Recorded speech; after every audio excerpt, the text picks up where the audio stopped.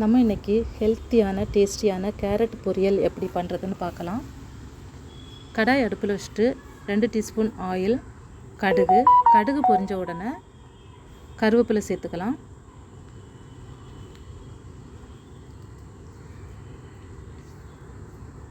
இந்த டைமில் கருவேப்பிலை, நறுக்கி வச்சுருக்கிற சின்ன வெங்காயம், பச்சை மிளகாய் சேர்த்துக்கலாம். சேர்த்து நல்லா வதக்கிக்கலாம். சின்னதாக நறுக்கி வச்சுக்கோங்க.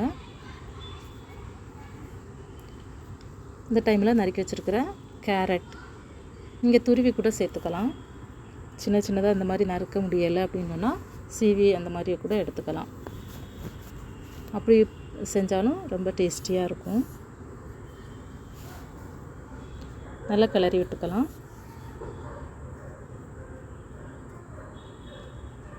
இது தவிர மற்ற வீடியோக்கள் நான் யூடியூப் சேனலில் நான் போட்டிருக்கிறேன். யூடியூப் சேனலில் போய் நீங்கள் பாருங்கள். ட்ரெண்டி ஃபேஷன் ஜெய்சிக்கு ஷேர் பண்ணுங்கள், சப்போர்ட் பண்ணுங்கள்.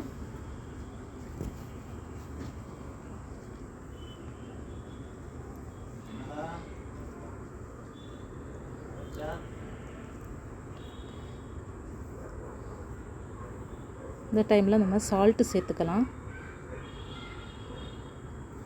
தேவையான அளவு சால்ட் சேர்த்து நல்லா கிளறி விட்டுக்கலாம்.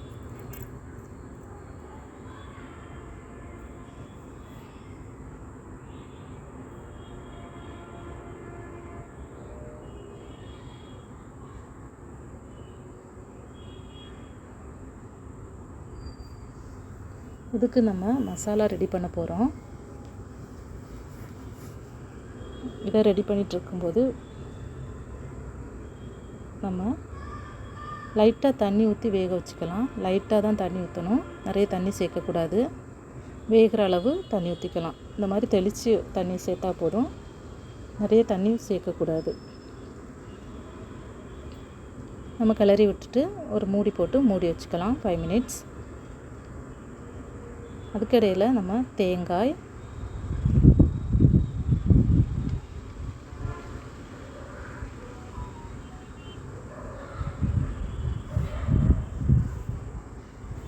மஞ்சள் தூள், மிளகாய் தூள் 1/4 டீஸ்பூன் தான் மஞ்சள் தூள் சேர்த்துருக்குறேன். 1/2 டீஸ்பூன் மிளகாய் தூள் காரத்துக்கு ஏற்றவாறு சேர்த்துக்கலாம். நம்ம ஏற்கனவே அதில் பச்சை மிளகாய் சேர்த்துருக்குறோம். இந்த மாதிரி குறைன்னு அரைச்சி எடுத்துக்கோங்க. ரொம்ப மை போல் அரைச்சி எடுக்கக்கூடாது.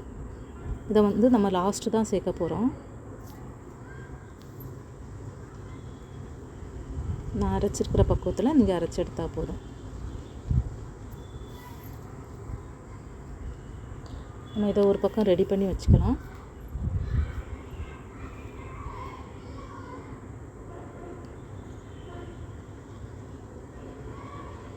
ஓப்பன் பண்ணி பார்த்துக்கலாம். நல்லா வெந்துருச்சு. கிளறி பார்க்கும்போது தண்ணி இருக்கக்கூடாது, கொஞ்சமாக தண்ணி இருக்குது. தண்ணி வற்றட்டும், வெயிட் பண்ணுவோம்.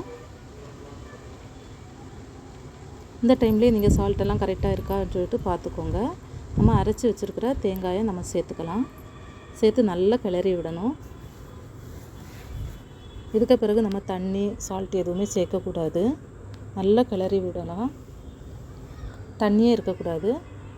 நல்லா ஃப்ரை பண்ணி எடுத்துடலாம். நம்ம கிளறிட்டே இருக்கணும். அப்படியே விட்டுட்டோன்னா அடி பிடிச்சிரும். அதனால் கிளறி விட்டுட்டே இருக்கணும்.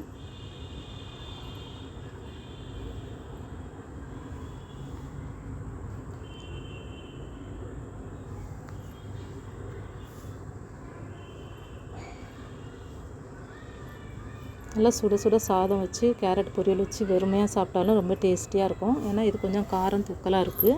பச்சை மிளகாய் சேர்த்துருக்கோம், மிளகாய் தூளும் சேர்த்துருக்குறோம். மிளகாய் தூள் பிடிக்கலை, காரம் பிடிக்கலைன்னு சொன்னால் நீங்கள் மிளகாய் தூளை போட வேண்டாம்.